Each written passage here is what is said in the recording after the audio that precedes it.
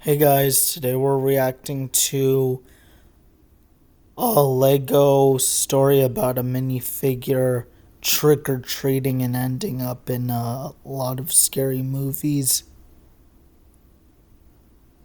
So let's get into it.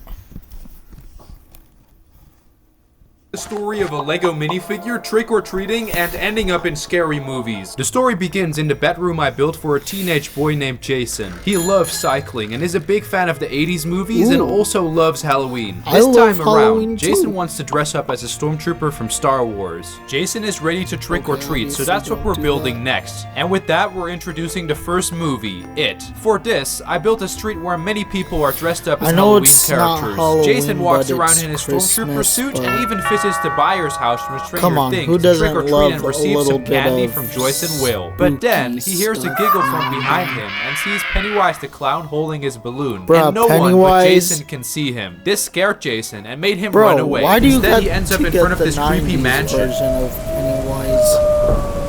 First, I built the base of the house, and then I grabbed the door and some windows and placed them. Next up, I barred the windows and added a porch and used these zombie head pillars from the Monster Fighters theme and finished off the mansion by adding a roof.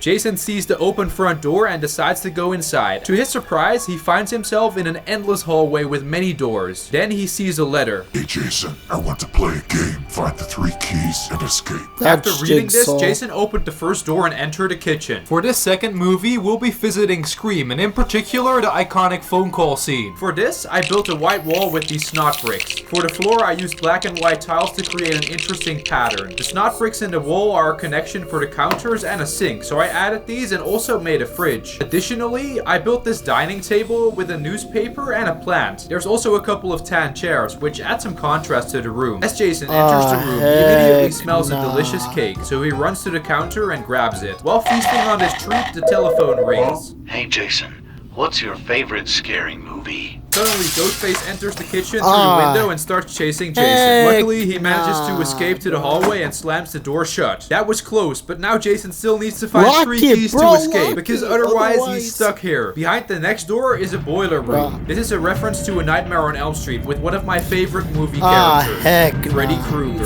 For this, I built a wall with a lot of pipes so Freddy Krueger can scratch them. I also made this custom boiler with some round pieces. When looking at the walls, Jason sees a key hanging between the pipes. He grabs it, but then he hears a scratching sound.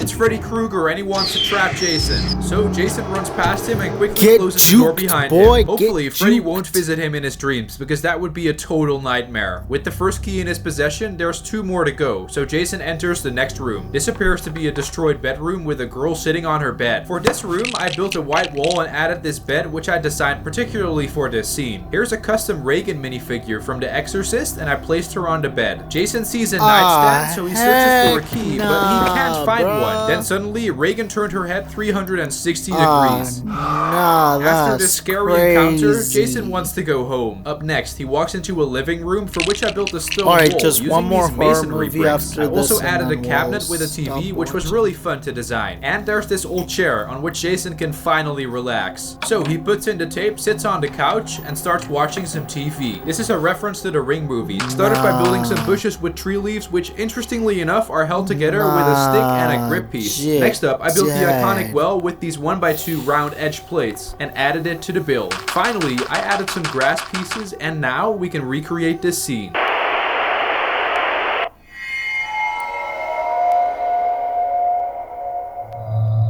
What?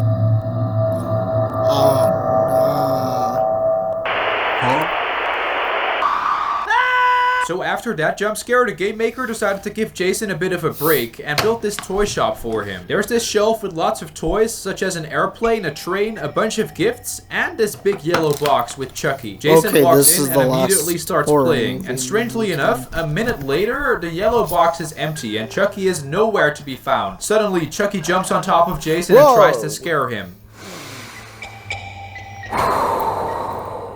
Boom! As Jason enters the next room, he notices he's outside. For this, I grabbed a green base plate. Alright guys, that's gonna do it for today's video, and see you on the next one. Sorry about the cliffhanger, but let me know if you want a part 2.